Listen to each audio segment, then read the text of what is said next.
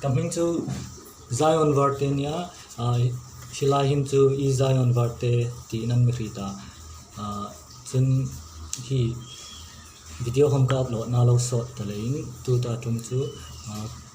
kahla sim ni aphuk tu chu golan lalram hlan zo te ania chu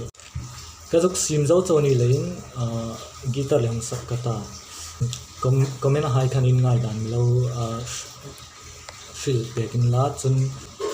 naliti zone sin like back in la chun num le mi subscribe back ngal den kam ne na ahla hi hmangai che ti ania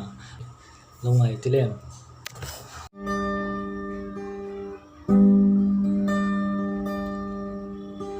ka ko vela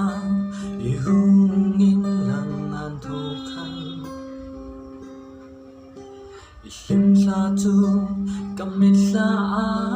atam zini zaling dang không ngai lo fin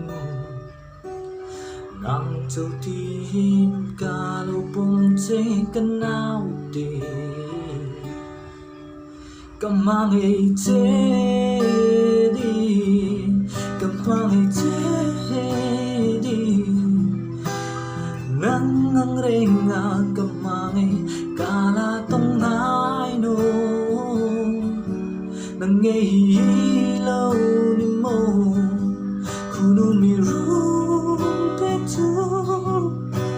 ni moi tu ngei zaleng dang hai ne kin ang gadin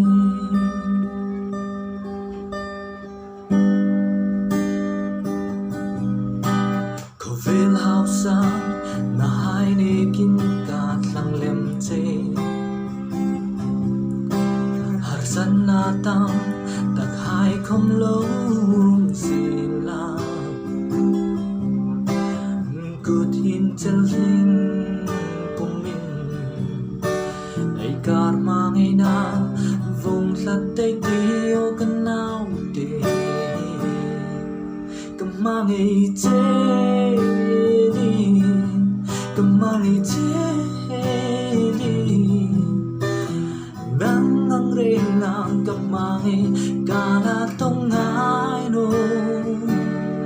nang ngei lo ni mo kunu mi ru pe tu I moi chu ngei zaleng dang hai ne kin ang gadin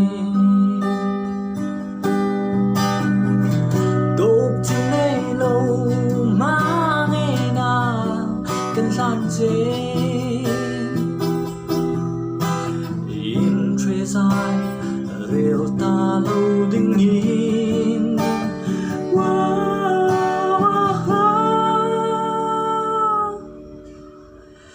hmangai che di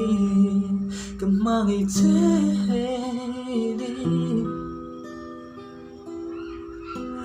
nang ang renga hmangai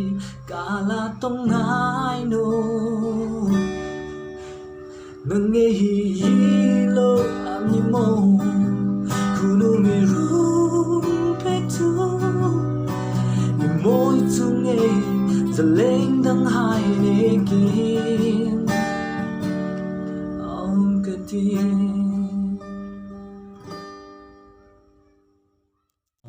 kapo khalo ni ta sin la nalinti zone sin milo like back in la comment kha thei no in la poimo talu kha kasadang hai khom kalong upload pe dena in nom chun milo share back in la chun milo subscribe back din khanai hun ngen mawl mon ni sin la atop chen me and back line in kumlom 2% tu ta ding chun lan bye bye bye bye peace